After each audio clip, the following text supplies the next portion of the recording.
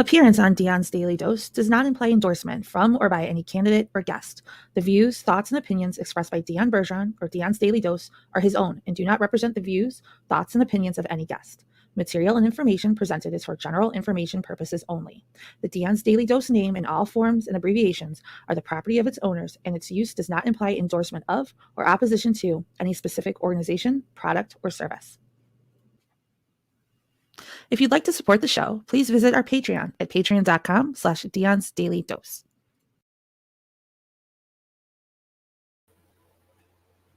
Welcome, ladies and gentlemen, to Dion's Daily Dose presents Face to Face with Dion and Shawn. I'm Dion. And I'm Shawn. Today we have an interesting story for you. Interesting and terrifying at the same time. One of the things that I've noticed is since the Ukraine conflict specifically, there was a push before this, but especially since the Ukraine conflict, there have been many Russian publications that we used to see all over the place and not so much anymore. RT is one of them. And people can say whatever they want about RT. It's, state-sponsored media. It's paid for by the Russians. It's whatever. But it provides a different perspective. Exactly. And I always appreciate that because I like to hear from a variety of different sources. Just like I will occasionally tune in to like Times of India or there's one in particular, like WION or something like that I see on YouTube. There's a variety of foreign state media. Yeah, foreign state medias that present what I consider to be very, very interesting information that our media doesn't share with us. Press TV does that too. Iran state media is interesting too. There you go. Al Jazeera. Al Jazeera. There are quite a few that I think provide a good alternative view of things, especially for people that live outside of our borders. This is one example of that. So this is from RT, and the title should be enough to give you pause. The title, Dmitry Suslov. It's time for Russia to think about a demonstrative nuclear test. Yikes. Think about that. Followed by the U.S.-led bloc has lost its fear of the mushroom cloud, but seeing one would perhaps focus some minds. Here it is right here for you. It's by Dmitry Suslov. Who is Dmitry Suslov?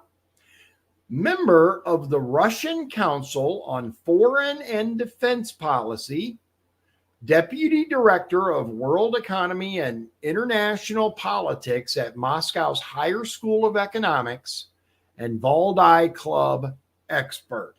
And the Kremlin seems to listen to him. And the Kremlin seems to listen. Yes, he has the Kremlin's ear, which in and of itself, those two things together should open some eyes and should really make people think, There's a file photo of some missiles on some launchers. The article. There's every indication that the U.S. and several of its allies may soon allow Ukraine to use Western weapons, including long-range missiles, to attack targets located within, how do we put this, Russia's internationally recognized borders, or those that existed before the 2014 Maidan in Kyiv. Maidan? Maiden? I don't know. I think Maiden. I'm not sure. In America, as the New York Times recently reported, backers of the idea include Secretary of State Anthony Blinken, most Republicans in Congress, including the Speaker of the House, Mike Johnson, and many members of the foreign policy establishment, including Victoria Nuland, who recently resigned as Deputy Secretary of State. In Europe, Poland, the Baltic states, Germany's main opposition party, the CDU/CSU, and some Western European figures, including the head of the UK Foreign Office, David Cameron, are agitating for the measure.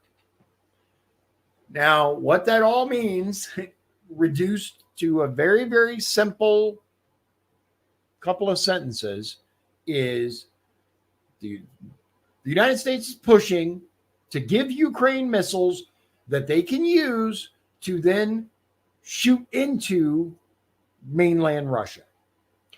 Not only is the U.S. pushing for this, along with many of the talking heads there, Secretary of State Blinken, most Republicans in Congress, a whole lot of people, but also foreign leaders of Poland, Baltic states. Too many people are in favor of this. Continuing on with the article. Recently, NATO Secretary General Jens Stoltenberg made a similar appeal, but he would not have made such statements if the issue had not already been considered on a practical level and had not received substantial support from Washington. It has already come to the point where the topic has been discussed at the level of the heads of defense ministries of EU member states. That's a really big deal, ladies and gentlemen. A really big deal when the heads of defense ministries are talking about something, especially something like this. You might as well consider it a done deal.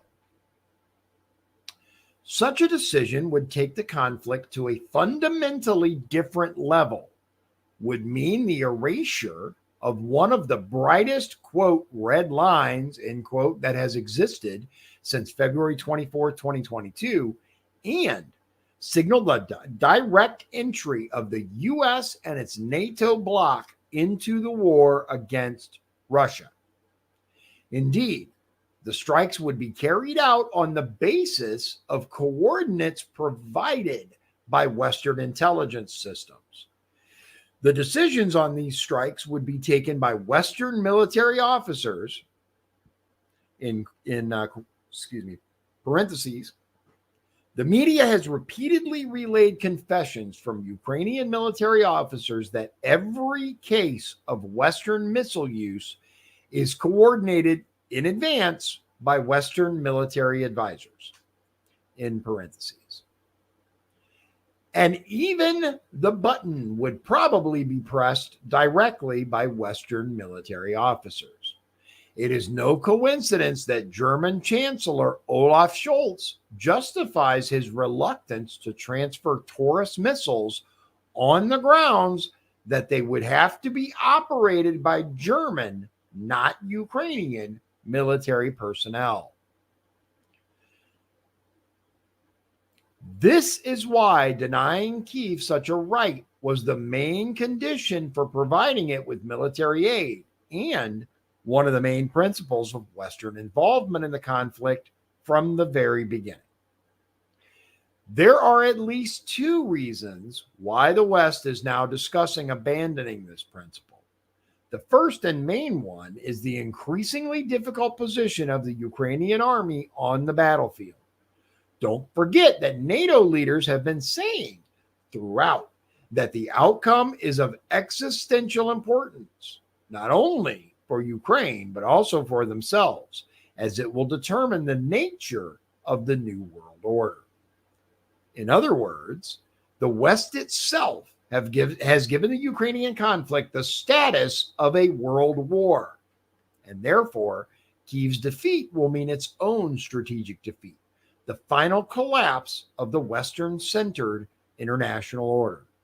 Accordingly, the worse the situation for Kyiv at the front, the greater the risks of escalation that the West is willing to take. I'm going to pause there just a moment with the article because I'm finding very, very little in this that I think is flat out wrong. Question is, how do we put the genie back in the bottle without having a world war is the question. I just kept thinking, and I don't know if there is a way. I don't know if there is either.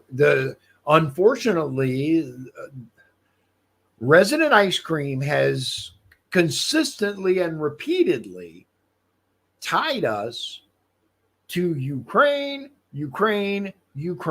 both funding and, I mean, they all but bowed down to comedian actor Zelensky when he went to Congress. For God's sake, we had people on the floor of United States Congress flying Ukrainian flags, flying the flags of a foreign nation. I don't care, ally, enemy, I don't give a damn.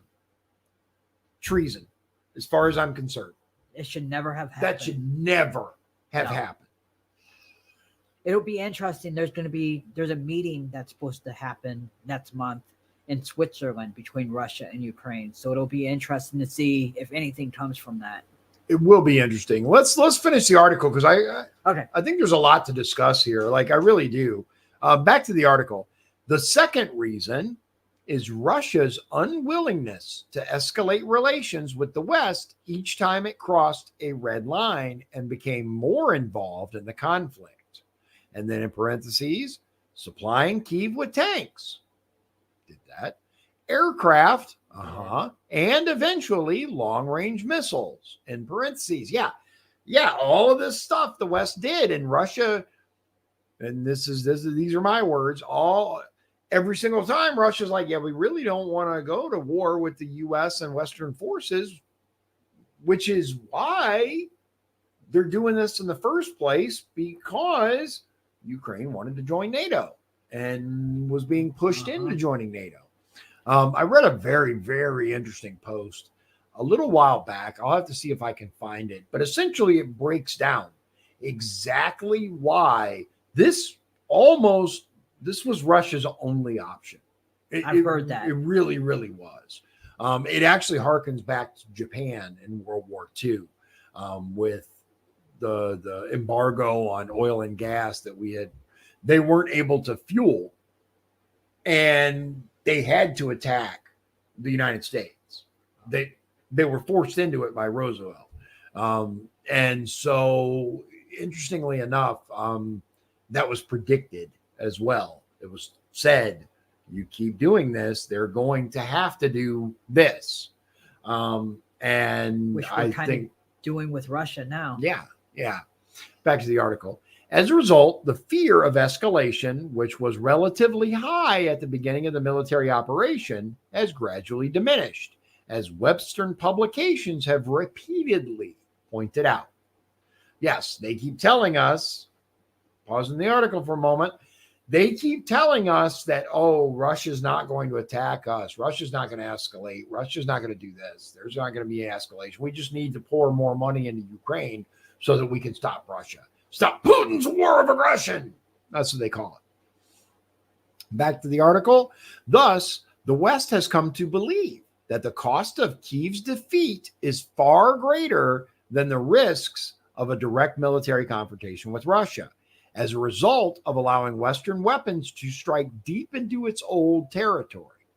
The voices of those who argue that even this time Moscow will not inflict direct military damage on Western countries are growing louder. This logic can inevitably lead to World War III. And if the West's further involvement in the conflict in Ukraine is not stopped now, a full-scale hot war between Russia and NATO will become inevitable. Moreover, due to the superiority of the U.S. and its 31 NATO members in the field of conventional weapons, this war will inevitably move to the nuclear level. Yikes. That is a terrifying paragraph there, ladies and gentlemen. Absolutely chilling. This is someone who has the ear of the Kremlin telling us, keep up your bullshit, and we're going to have to use nukes. That's really what it comes down to. The article, in a few months, or maybe even weeks, the same logic will be applied to stationing regular Western troops in Ukraine and then starting to shoot down Russian missiles over it. The Kyiv regime has been making these proposals more and more insistently of late. Weren't we told no boots on the ground? And all we had to do was keep giving them billions so that we wouldn't have to send our sons and daughters to fight, right? That's what they said. That's what they said. Back to the article. According to even the current Russian nuclear doctrine, certainly a peacetime doctrine in need of tightening, such a scenario would amount to official grounds for the use of nuclear weapons. Yikes. There is only one way to prevent such a catastrophic development of events: a sharp increase in Moscow's policy of deterrence and intimidation. The option of freezing military operations along the current line of demarcation without any political conditions for Kyiv and modalities for its security relations with the West is completely unacceptable. And we'll pause there for a moment because I don't know if the U.S. and allies don't realize that, or they're just refused to see it, because Putin has said on more than one occasion anything less than basically Russia being allowed to keep what it has conquered is unacceptable. He's made that very, very clear. Which does not bode well when Resident Ice Cream and his cronies continually talk about, we got to fund Ukraine. We got to send them more money, send them more money, send them more money. And they sent more money last week. Yeah. Back to the article. Some political forces in the West are increasingly advocating this and threatening escalation in the event of our refusal. But this option is categorically undesirable for us because it means even greater militarization of what's left of Ukraine and its even closer military integration with the West. This would herald the emergence of an even bigger threat on Russia's borders than existed before 2022. And that's what people, I think, fail to realize. I'm pausing for a moment. I think they fail to realize how fundamental this is to Russia. This would be like Mexico or Canada joining an alliance with China, who the entirety of the alliance sees the U.S. as an enemy. That's what NATO was all about. It's what they were designed around, was seeing the Soviet Union and the, quote, Western Bloc, which doesn't really exist anymore, as an enemy. Back to the article. Instead, we should first tell the U.S. and NATO roughly what Moscow already told London after David Cameron's words about Ukraine's right to strike anywhere with British Storm Shadow missiles. Namely, that in the event of an attack on old Russian territory, Moscow reserves the right to strike any facilities of the country's concern, including the United States, anywhere in the world. There are many American military bases dotted around the globe. Wow. I want to stop there for a moment because I think it's really important to understand exactly what he's saying. If they continue, if they shoot missiles at, quote, old Russian territory, at Russia, besides the new land that they took over from Ukraine, they are advising Putin that is basically an act of war by a foreign nation, and therefore he can strike these countries and any of their facilities, including military bases. Yikes. Yikes is right. Yikes is right. What if they launch some missiles and it goes into Moscow and Putin says, you know what, I'm done with this, and decides to hit Chicago or LA or New York or Washington. Exactly.